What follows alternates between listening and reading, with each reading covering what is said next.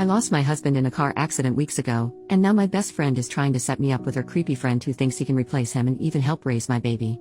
I, 23F, lost my husband, 25M, weeks ago to a car accident. He was the love of my life, and I'm still not used to waking up without him every day.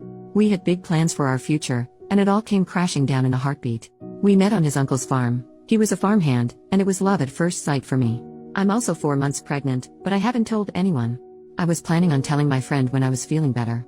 My best friend Lee, 24F, has been my shoulder to cry on during this time. She helped me with his funeral and anything else I needed since I'm no contact with my bio family. Story for another time.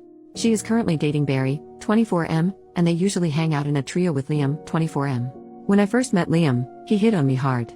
He tried everything, comparing himself to my husband, saying weird things like, "Our kids would be cuter than if you had kids with your husband." He's also made creepy comments like, "You need a city boy," while motioning to himself. I'm a country girl through and through, so I typically shut him down or ignored him. But every time I would get dirty looks from Barry. Skip to Sunday night. I got a message from Lee begging me to come to dinner with her because she wanted to treat me since I'd been through a lot in the last couple of weeks.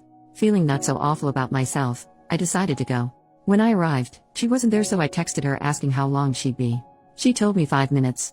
She said she was just running late and around the corner. So I sat down and ordered a drink. 5 minutes passed, and she still wasn't there. I gave her the benefit of the doubt and waited another 5. When I was about to call her, Liam came rushing over and apologized for being late. I asked him what he was doing there because I was waiting for Lee, and it was a 2-chair table. He smiled at me and grabbed my hand. I ripped my hand away, and he just said, "Oh, I asked Lee to set us up. Now that husband's name isn't a problem, we can finally get to know each other." He looked so cringy, and I was floored. I stood up and told him that I wasn't interested and that I certainly didn't give a flying FCK about getting to know him. I also reminded him that I just lost my husband. Without a word of a lie, this man stood up and said, "I know you're being overly emotional right now, so I'll forgive you for that. Sit down with me. I'm not saying we have to make love straight away or anything." I was disgusted. I shoved past him and went home as fast as I could. When I got home, Lee messaged me, "So, how was dinner?" with a smiley face emoji. I called her, and when she answered, I didn't even let her get a word in. I yelled at her, asking how she had the audacity to do something like this just weeks after I just lost my husband, especially since she's been the one holding me together this whole time. I asked her what freaking game she was playing and told her the only reason I wanted to meet with her tonight was to tell her I'm pregnant. Then I hung up on her and texted her that I needed time and didn't want to be contacted for the time being. Last night, Barry came to my house and asked to talk. I said no and told him that if he didn't leave, I'd call the police. He told me I broke Lee's heart and deeply hurt Liam, and that now was the perfect time to get to know Liam because he could help raise my child with me. I opened my door, which Barry took as a sign that I wanted to talk. Instead, I hit him with my shoe and chased him to his car, screaming. I'm actually embarrassed I did that. All day today, I've been flooded with messages from friends and the trio themselves, shaming me for pushing away the people who care about me the most. They claim they don't even recognize the person I've become. The only thing that hurts me most is that my husband would know what to do. He would tell me how to fix it. And now, I have no one to talk to. I just feel so defeated. I have a therapy appointment tomorrow, but I'm thinking of calling my husband's mom, even though we've barely spoken since the funeral. Any advice is appreciated. Update, next day. Hello all, and thank you. I just wanted to start off by saying that I called my mother-in-law Louise after making the post. I thought I needed to tell her about the baby because, just like some of you said, she is overjoyed about the news. She didn't answer my call but instead drove straight over to my house. I honestly didn't know what to say to her, but we just hugged and cried all night. I didn't have the best delivery when telling her I was pregnant, probably due to all the crying, but she just lit up and was so happy. It's the first time I've seen her this happy in all the time I've known her, so at least I have some support. My father-in-law came over when he finished work after Louise told him he needed to come to my house, and he was so freaking happy about becoming a grandfather. Louise offered to have the baby and me move in, and I agreed. She said that I can sleep in my husband's old room, which was a little bittersweet. When I told her what was going on with Lee, Liam, and Barry, she was furious and told me not to worry about it because she and my father-in-law have my back. After a lot more crying, my father-in-law told me that my husband would be so happy to have this baby grow up on a farm like he did. Overall, our conversations last night were exactly what I needed. Now I'm just going to answer some comments. Lee was my friend for a long time.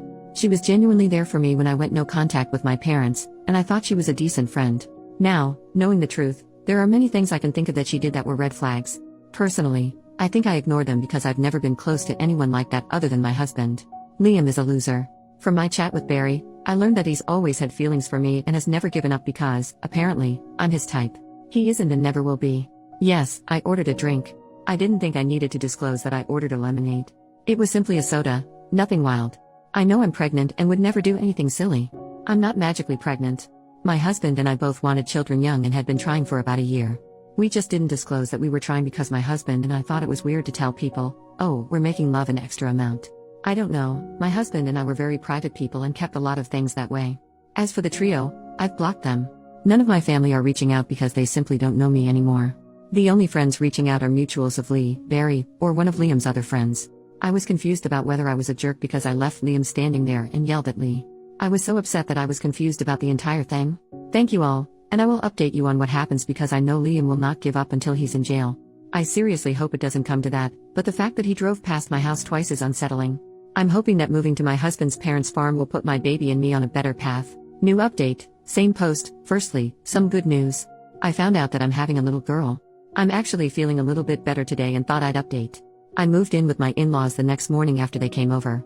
We went to the police, and unfortunately, there's nothing they can do unless Liam trespasses or comes into physical contact with me, pretty much until he gets worse. But I did take the initiative and move, so they think he'll be less of a threat now that I don't live in that house. They did take my screenshots of his creepy messages and noted that he's been driving past relentlessly.